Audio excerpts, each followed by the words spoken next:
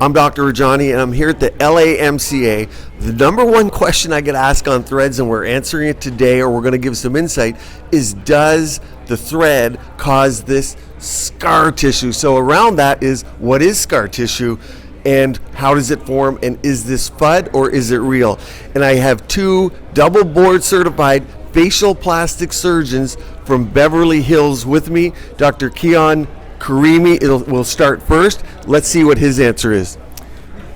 Thank you, Dr. Rajani. So the short answer is yes. It does create scar tissue, and it creates different kinds of scar tissue depending on when the threads were placed. Early on, it creates kind of a young type of scar tissue, and then over time, it creates a scar tissue that really is how the thread lift lasts. Now, in terms of good or bad scar tissue, which I think is a big question that people ask, I've performed hundreds of facelifts on patients that have had threads, and I do think it's good to wait a good year to a year and a half after the threads have been placed to minimize any issues with the facelift itself.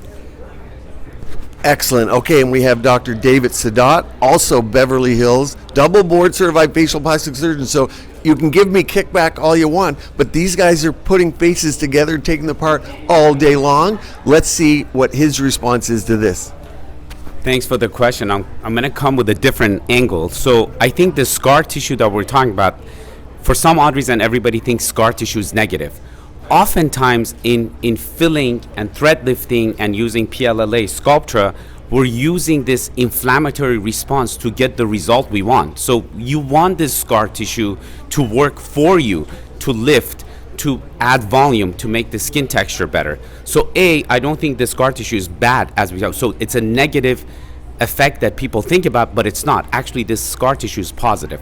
Second thing I want to mention is that the type of facelift that we do nowadays is called deep plane facelift, which it sounds kind of weird, but basically what it means is like we're going underneath the muscle and lifting, and oftentimes thread lifting and all these other fillers are done on top of the muscle over the SMAS, an area that we call SMAS, fat underneath the skin. So we're kind of below the scar tissue, therefore making the lifting not so difficult. So the real question is it difficult to do facelift in someone who's had thread lifting? Maybe tiny little bit, but it can be easily done. Now, I'm going to put you both on the spot a little bit, and maybe this is a little bit political, but what people want to also know is, why would there be facial plastic surgeons, people operating every day, that say, let's go to fillers, because threads is one thing, okay, we got it, and it's patient selection is key. You see all my videos on it. Why would there be people out there in your world, I'm going to put this on these guys, their world, because the rest of us live in other places, why would those people be saying, don't get fillers, don't get all these procedures, you need a facelift, it might be the only thing that's work? Why would that be? Because in the injectable world, we like combinations, we like everything. Why would that be in your world? So that's a really excellent question, and just like anything that becomes popular, it becomes overdone, and when you just have a hammer, everything looks like a nail. And I think that's the effect that we're seeing, is that a lot of folks only have injectables at their disposal, and they're trying to create surgical results. So of course, you only see bad work or filled faces or overfilled faces, but for every one overfilled face you see, 9 beautifully filled faces are walking around that one overfilled face. So you don't see that, right? And so the answer to your question is that it's really about what the patient is looking for, how much downtime they have, and what kind of budget they are willing to spend to achieve a result, and for how long. Do you think, and we'll hand it over to Dr. Saadat, do you think that is there any politics behind it? I'm getting to the nitty gritty because that's what the people want to know. Because here, the reality is, in a lot of our worlds, is 99% of people, I did the calculation, 0.06% of people in the country get a facelift. Okay, well, guess what? 99% of people want everything else. And so there's a lot of competition. But is it political, or is it like people are having fun with each other by creating some FUD, fear, uncertainty, and doubt? Or what do you think?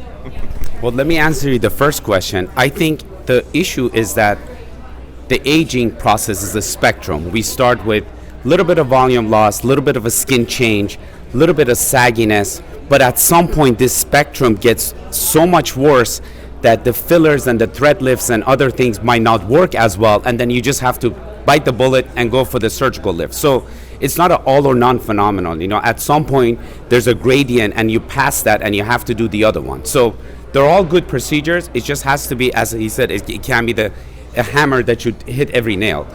To answer that question, I think, unfortunately, I think there is a little bit of politics in there. A lot of the surgeons think different than non-surgeons, and we're kind of conceited. Obviously, that's our nature by definition. I didn't say that. That's our nature by definition. So we think we're better, but that's not the point. I think the politics have got into it. But for those of us who are friendly, like in LAMCO right here, that we have all kinds of surgeons, non-surgeons, nurses, PAs, nurse practitioners. We all work together to improve the patient care. At the end of the day, Dr. Rajani, Dr. Karimi, we are here to make the patients better as a whole. Then that would give us a better name. And politics aside, we're making you better. I want to say a couple things. So yes, to answer your questions, absolutely political. You are talking to two unicorn facial plastic surgeons here, because we truly believe in the surgical and non-surgical holistic approach to aesthetics. Some of our colleagues, in this neck of the woods, a facelift will run you $30,000 to $75,000, right? I tell them that all so the that's time. That's they find it hard to believe. that is absolutely true. It's very cheap. Yeah. So that's a big ticket item for us. So we don't want you taking away our facelifts. Look at the kind of suit Rajani wears, and then look at the clothes these guys have. They're wearing these are $4,000 suits. And this is like Gap. That's the difference. I find that hard to believe. But to answer your question, yes, it is. Some of the most outspoken people against threads are people that have never even tried it, that have never really given it a chance, and just want to be heard about, poo-pooing on thread lifts. This is what I can do with a facelift. But when 0.06% of the population can afford that, well, maybe that's what they're going for. Yes. But we're here to serve everyone. Correct. Yes, that's right. One last question to hang off of that. The messaging, so we'll talk social media a little bit, because some people will have a large social media following and be able to influence the market. My goal is always education. I don't have much skin in this game anymore. I'm trying to influence XYZ, and that's why I like doing these kind of interviews where we're just talking frank and we hear both sides of it. But what do you say then to, you got the political, you got the social media. Do you think it's a good thing? Do you think there's a social media prowess of those people that have more of a message? And how does that fit into the world of Hollywood? Do you see where I'm going with that? Yeah, of course, 100%. Yeah. Okay, what do you think? You want to answer this one? Sure, of course. Well, just like anything else, social media has been abused, but at the same time, it's really beneficial, because I'm learning from social media. Look at Dr. Rajani. He's got the most beautiful YouTube channel, and we're all learning from it. Thank you for doing that. Unfortunately, you have to recognize who's behind the social media. If you have him behind the social media, if you have Dr. Karimi behind the social media, then that's worthwhile listening to. So do your research. Make sure you go into someone like him that is decent, genuine, wants your true best result, and not doing it for other ulterior motives. So that's the way I think about that. Yeah. I think you always need to question what's someone's agenda. What is the agenda? Mm-hmm. What is your agenda for being here? What is my agenda? What's Dr. Saadat's agenda for being here? So if you hear a doctor or a surgeon saying, don't do thread lifts, they're bad, what is their agenda? Is their agenda to draw surgeries towards themselves or towards the surgical colleagues? Maybe they really hate fillers. Maybe they really hate threads. I don't know the answer to that. Yeah. Maybe they've had a bad experience with a patient, or a patient suffered some kind of complication from some non-surgical modality. But I can tell you, as a surgeon, and being a great surgeon and being in the company of great surgeons, surgery has a lot of potential complications. Yes. And a lot of early issues, with scars and with asymmetry and with lumpy bumpiness. It's not all glitz and glam before and after, boom, boom. The real world, when you are cutting, removing, putting someone under anesthesia, pumping them full of stuff, there are some real repercussions to that. It's amazing, and thank you. You answered so many of the questions that people are asking. When I say, Everything has complications. Me sitting here with you two has complications. I'm right now putting myself out there with these two guys. So everything, even driving here, has complications, and people ask that about procedures, and it's a very personal thing.